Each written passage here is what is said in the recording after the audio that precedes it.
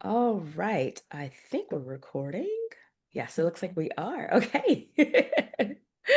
Hi, everybody. Thank you for coming back to the YouTube channel. I'm so excited to be back to talk to you guys. And this time I have a special guest with me.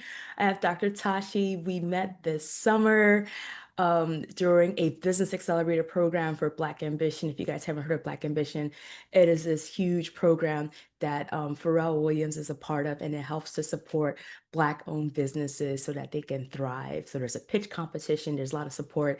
So we were part of the Florida cohort, the inaugural cohort for that. So we got to hang out this summer. So Dr. Chachi, so glad to see you again. Good to see you too. Yes. All right, so tell everybody a bit about yourself. Feel free to brag. Oh, no problem. So my name is Dr. Chitachi Egwu, also known as Dr. Tachi. I'm a media professor, a filmmaker, a media content producer. I'm also a journalist, and the founder of a new network for independent content creators called Indie Soup Media. I don't know how far you want me to go to brag, but that's my my usual spiel. Awesome, awesome. Tell us a bit about your doctoral degree. What is it in? Communication. So while I'm a communication generalist, my specialty is media. So that's why I do everything that's basically mass media. Awesome, awesome. So the whole reason we got together was like really connecting how the media has a role in our everyday lives, right? So let's kind of Mhm. start from there. I mean, you're the professor, so you go ahead and teach us, your experience with that, and then we'll kind of narrow it down into love and dating.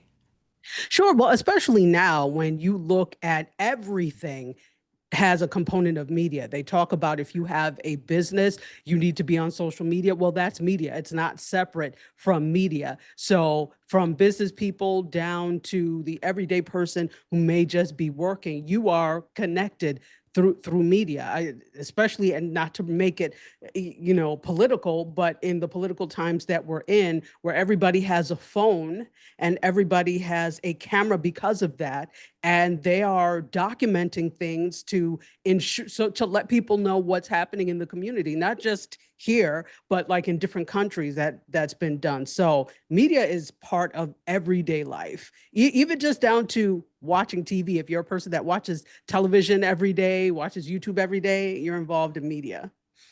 Yeah, and it's interesting how you're seeing how now we all have cameras, we all have Mhm. a platform, if you will. Mhm. And so it's interesting how before it was kind of held by very few sources. So they could, if you remember growing up, you would go to school and everybody would have the same taglines from the same movies or the same shows Mhm. because we're all on the same page. But Mhm. now literally everyone's Facebook page, Instagram page is personalized, so they're in their own little worlds, right? Absolutely. Yes. And that this is the interesting thing, that the more media we get and the more types of content we get, the more niche we become and the more we gather into these entertainment silos. So if you remember years ago when there was only television, or let's take it back even further, where there was only radio, families gathered around the radio set, right, or around the television set, because there were so few choices for programming. So you either listen to this or watch this, or it was nothing, right? So now, because there's a lot more content, you have less of the gathering around a television or a radio or a computer to watch the same things, because there are things that are tailored for you. YouTube's whole algorithm is built off of tailoring things for you. So 100%. Yeah. So then now let's kind of talk a bit about the media's role in how it's been historically, because I know you've had some research and work with how it's been Mhm. portraying of particularly of Black people, of Mhm. families, of relationships. And even though my channel is not exclusive to professional Black women, it's to all professional women, but I do think it's an interesting thing to talk about because many times we tend to be put to the side and marginalized or even stereotyped. So tell me a little bit about your experience in that research with regards uh to blacks in general. So just to clarify, we're talking about Yes. Black image in media, or We can just start with let's start with black image in media and then we can okay? definitely move it into the relationships and dating experiences. Oh, okay, okay, cool beans, cool beans. So, um, what we're seeing, that's actually one of my specialties when I did a lot of research in that, is understanding. the African diasporic image in media. So not just the Black American experience, but the Pan-African experience, which includes the Caribbean, which definitely includes Africa because I'm African. And yeah, Wait, so shout out where you're from. Nigeria. Okay. Yeah, so shout out to Nigeria and West Africa and Africa as a whole. Yes, yes. Awesome. So yeah, so one of the things, it's there have been some changes since I really started looking and researching these things deeply. It appears that there is more representation than there was years ago. However, is that representation a true representation of who we are, right? As people. And I would say no, Mm. that sometimes it's a caricature, sometimes it's convenient just to say, oh, we're here, but what good is it for you to talk if the message is not being accepted or heard, right? So that's what we're saying. I'm seeing there's some great images and great stories that are being told, but there are some superficial ones as well, just for the sake of, oh, we have this many Black people or this many people of African descent.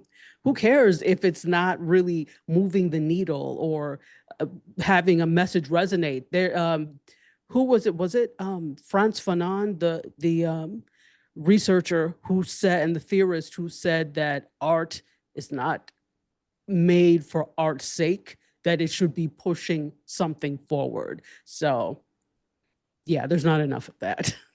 That's really cool. And I like how you're delineating between just because they're being seen or represented doesn't mean that it's the proper representation, that it might be a caricature. Yeah. Right. Yeah. Yeah. So then Mhm. that let's take that into kind of when we talk about love and relationships. And it's funny you say that because the first thing I thought about as you were talking about the caricatures is like those shows on Tubi, right? Where they're overly exaggerated. They're over TV knows it as well. And they kind of take pride in their B-rated and C-rated material. And I know that's an extreme example of Yeah. caricature, but let's talk about in your research and your experience, how has dating and relationships have been portrayed in the media? So if we look at dating and relationships as a whole, they have been, for lack of a better term, romanticized, right? They have Hmm. set the standard for how we believe dating and relationships should go. So we're looking at a story, right? And in order for a story to be compelling, it has to have a beginning, middle, and end. But in real life, yeah, sometimes relationships come to an end, but sometimes you're in the midst of them. So how are you using something that has a clear beginning, middle, and end to shape your life, which has just begun or is in the middle of something, right? So sometimes I think we look at things and we overly romanticize them. And I think also we pay way too much attention to the relationships that are in the media. Just think about now, I'm trying to think about the most recent example. And okay, so there was a picture of Iman, and I think it was her ex-husband, and it was an old picture of them uh, together, an old photo of them, and pictured with their child, right? So her first child. The comments had so much to say about blah, blah, blah, blah, blah, blah, blah, and this, and if I were, but it's not you, you know? And so what we end up doing is we form these what are called parasocial relationships with these quote famous people or these famous characters. And because we see them in media, not only do we use them as a reference for how our own relationships should be, we have a lot to say about what their relationships actually are, right? When we have no clue or no knowledge of the way it go, we only know what they tell us. So we actually don't know because what they tell us could be complete rubbish, right? What we see is facade. So unfortunately what we tend to do is we take that facade of, and it's not always perfect, but I'm not saying that the relationships we see in media are always perfect. No, not at all. and it tends to go through ups and downs, but they cover it within 30 minutes or an hour. And that's not the way it really goes. And so if you're using those relationships to gauge where you are in your relationship, it's going to fail and be problematic every time. So I hope I answer what you were asking. But so to summarize, they tend not to be perfect. We do see some ebbs and flows and some ups and downs. However, they cover it in such a short time span, it doesn't give a real depiction of what a relationship could or should be. Yeah, I think you really hit on it. And I don't think most people are consciously doing that. You remember for years the um I don't think they're consciously doing, but I think it's just because they've been exposed to it over time. It becomes internalized until they are forced to confront what they've been assuming to be true, right? Mhm. And like for example, a lot of people have looked at Jada and Will Smith as like the epitome of the perfect couple until they realize, oh, they have their own issues. They're human like everyone else. Beyonce and Jay-Z, they look at these, like you said, they try to insert themselves into their lives. Or even if Beyonce, who is an artist, decides to make an album like Lemonade, people are like, oh, maybe that's reflections of real life, when it may not even be. Or even they're on the run tour. That's business. They found out that's what people want, so they're going to give them what they want without really giving a glimpse into their personal life. Mhm. Um, so with that said, so we're looking at, we're talking about how the media has an influence, and many times it's not when we become adults. I know you kind of said like when we start relationship, we're looking at that beginning, middle, and it starts when we're kids, right? We're watching things, and as kids, we're so much more fragile because we absorb everything at that point. So the whole idea of women having this fairy tale wedding, this princess wedding, they've been watching Disney since they were kids, so they took it as fact, right? Um, and just throughout the way. So I guess a question I have for you then is, what are some things you would like to see change in the media? I know you talked about the concerns of representation, caricature. What are some things you want to see kind of as a whole, and then when it comes to love and dating being portrayed? I love this. And you hit it on the head there when you talk about it. This concept of the wedding. So there is wedding and then there's a marriage. Now, I'm not a marriage Yes. person. I'm not a marriage counselor, none of that. But I do know that there is a difference between the two. And in America specifically, I mean, in other countries too, but let me talk about where we are now. We have been socialized to want this huge quote unquote fairy tale wedding that fountains are flowing everywhere and doves are flying and my dress Yes. is like this and my wedding party is like that, right? And it's become really over the top, right? And it's something, this is the funny thing. Weddings have always been a thing, but I think that media has exacerbated to the extent that weddings are important. Again, that doesn't mean they weren't Hmm. always a thing. That doesn't mean they weren't a big show. But if you think back a little bit, who were the ones that really had large weddings? That was the aristocracy, right? Those were people Hmm. that were very important in society. Everybody else had regular proceedings. But seeing that and seeing these things portrayed on television, especially when, okay, let's talk with the royal weddings, right? I don't go into my feelings on the royal family. That's a different thing. But when we look at royal weddings, and I remember being little and seeing Princess Diana's wedding, right? Hmm. That was a huge deal. From the dress to the venue to what crown she was going to wear to what jewels, those are the things that become cemented in your mind as this is what people who are worthy of something do, therefore this is what I want to do as well. And Worthy of something interesting. Wow. Okay. yeah, yeah. And so you want to emulate or you attempt to emulate those things. Look at how many people are still paying off weddings because they put it all on credit cards or they borrowed money. And years later, sometimes even after they've split, you're still paying for these weddings. And part of that, a lot of that has to do with weddings being pushed as a lifestyle. It's just like with every other part of life that we see, from the car you drive to the house or home you have to the city you live in. The narrative is pushed, and you see it so much on television. Think of all the television shows, let's going back to the marriage thing, all the television shows that depict weddings. I'll think of, I'm not a soap opera watcher, but babysitters always watch soap operas, so you have no choice. So I remember very vividly, on General Hospital, Luke and General Hospital. Yes. Laura Luke and getting married. Laura. Oh my gosh, yes. Huge deal, not just because of the wedding itself, but the fact of what it represented. These were two beloved people. They had this seemingly interesting relationship, and that's what people wanted, and people were clued into it. So media has a lot to do with how we perceive what marriage and wedding should be, and often the wedding is the marriage. Right, you're so right. And even taking the royalty one bit more, and I have my own opinions on the royalty idea too, but even more modern, Meghan Markle's wedding, right? So, Yes. a more contemporary one, and people are like, oh, her dress, and then the ceremony at the chapel, and the beautiful children's choir, and this and that, and Hmm. and people trying to put themselves in her place and like to have the feeling of elation and feeling worthy, right? I think that's a Or huge thing. jealousy.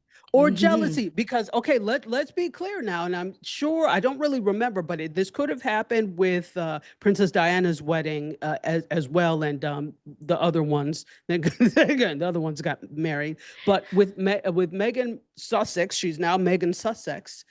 The jealousy and hateful comments that came from people, because for some reason it was as if they thought that should be them, when it could never. And I'm not trying to be mean, or maybe I am, but I'm not trying to be mean here. But that is not necessarily your portion in life. But when you see someone who is achieving these things through, and you don't know how or when it happened, but if you're hateful towards it and you see the hateful comments, part of it is because she's a woman of color. Part of it is definitely that. And then because she's a woman of color, you somehow feel she is not deserving of that. How dare she marry into the royal family? So we also see people looking at that and looking at that relationship like, how did you get that relationship? So it goes back to that idea of what we're taught and a relationship can look like or should look like. Look at all the quote married couples that we see on television. They often don't look like Meghan Markle, right? There are not Hmm. enough of us on television to make that cemented in people's head that, oh, well, this is also what married couples look like. So then when you see something that is the antithesis of what you've been taught a married couple and a good marriage looks like, you get upset. You feel had, number one. And then number two, you've also been taught that this type of person is less than. Why does she get that and I don't? So it's Hmm. so layered when we look at that. That is wow. So much to marinate in. You're right. It is absolutely layered. And part of the work I do is to help peel those layers because Mm. many people get to the end results of, I want to find love. I want to find a partner. It's not working. I've met people before, but they're not aware of all the things in the background that may be hindering their opportunity, right? So they might have met somebody who was quote unquote a good compatible partner for them. And I should say women, because these are women I work with. They might find a man who in that, um, who's suitable, but they may sabotage it or they're not aware that this is a good fit because he doesn't look like Prince Charming. He doesn't look like Harry. He doesn't carry himself like this and so on. Mhm. He's not a multi-billionaire like a Jay-Z. And so therefore, or he's not a certain height. So they miss out on something and not realize it's not necessarily the guy, it's not necessarily them either. I don't want to put all the onus on the women because Yeah. we do take a lot of weight and I don't want to minimize that in any way, but we just need to have some grace and kindness like, hey, there's been decades of conditioning that has happened that we need to unravel to then now come into a place with a clean slate to feel worthy, to feel deserving, to have the right balance. To know the media's job is to make money, to sell product, right? We call it television programming for a reason. So then Right. now we can move into what actual marriages, what actual relationships look like, not just an event called a wedding. Yes, absolutely. Absolutely. Yeah. So with that said, what are some of the things you want to see change in the media I when it like comes to love this. and dating? When it We'll comes to narrow it love down and because I know yeah, I know because it's I'm like, huge. ooh, wow. Would we Yeah. have time? It's difficult because you only get so long to tell the story in media, whether it's news and nonfictional, whether it is a fictional story in a movie, film. You don't have a lot of time to get the story. And then, books are media too. So, they're just, it's not visual media. Well, it is because you're reading, but books are also Mhm. considered media, but you don't have that much time or space if it's a book or a magazine or a newspaper to actually do that. So I would really love to see a fuller story told, but maybe taking parts of it. Because what sometimes media attempts to do is to tell the entire story in a 5-minute news package or in and that's the way it's designed, so I understand, or to tell the entire story in a 1 hour movie, and that's not always possible. And I also know that they're doing it because they're taking like the sexiest parts. Day to day is boring. Most people are Mm. not doing a lot of things on a day-to-day basis, so you take the highlights and things that are most exciting, and then you put them together. But what if, when we're doing things, we focus on a specific part of the story in a relationship? What if we look at, okay, a perfect example? The movie, why can't I remember the name of it? But it's the movie about Michelle and Barack Obama's first date. It's an Mhm. independent film. I don't know if you saw it. I haven't.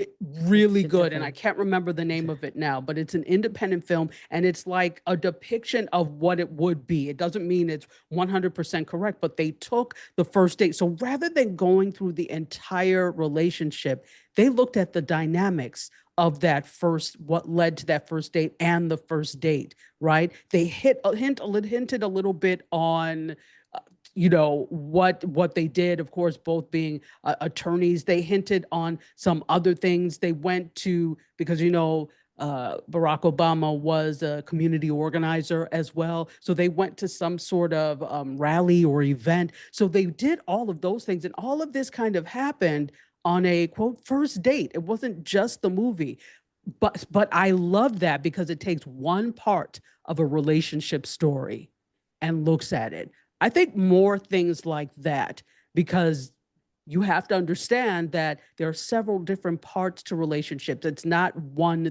thing. It's like a puzzle, right? And many different pieces that make up the entire relationship. So take one of those puzzle pieces and explore that, so we have a richer understanding of what relationships could be. And at that point, they weren't in a relationship yet. It was just the first date, but that's Mhm. just an example of what I think would work. I love that. So, any filmmakers out there, you heard there's room for new content and to even flesh that out. And I Mm-hmm. and as we, and that, kind of how we started the conversation with everyone having phones and having platforms, it doesn't necessarily have to make it to Netflix, but somebody can definitely take that on and flesh it out. I love that. Yeah, we definitely have the opportunity now more than ever to change the narrative, to change it for our generation and even those to come, those little girls growing up, and like, here's more balance, more nuance. So folks are not necessarily getting married at 20, divorcing at 25, and on their third or fourth marriage by the time they hit 40. And then if they decide to not be married, that's okay too, but to still have healthy relation, because as we are in healthy relationships, we take care of ourselves in the best way, we take care of that next person the best way, and it spills over to the community, right? You could imagine people in, who have that bad day or argument with their partner, they go to work and then they're grumpy with everyone else. It becomes basically this ripple effect. So I just love this idea of how we can then create change, because ultimately my big picture agenda is to bring more love into the world. So we Mm. so if we do that one person at a time, one couple at a time, one relationship at a time, it's going to have a ripple effect. It's going to be contagious. That's the goal, right? So this was fantastic. Is there anything else you wanted to add? Wow. Just First of all, thank you. It's such an honor whenever I get to be on a wonderful podcast like this and share my views. So thank you for asking me what the hell I thought. So that's good. And yeah, I'm looking forward to hearing more of this podcast and hearing, of course, our conversation. So yeah, just thank you. Oh, thank you as well. I know it's been a long time coming, but the beautiful thing is podcasts don't expire, so I'm glad we finally got to connect. It's evergreen, absolutely. Yes, yes. So let the good people know how they can reach out to you.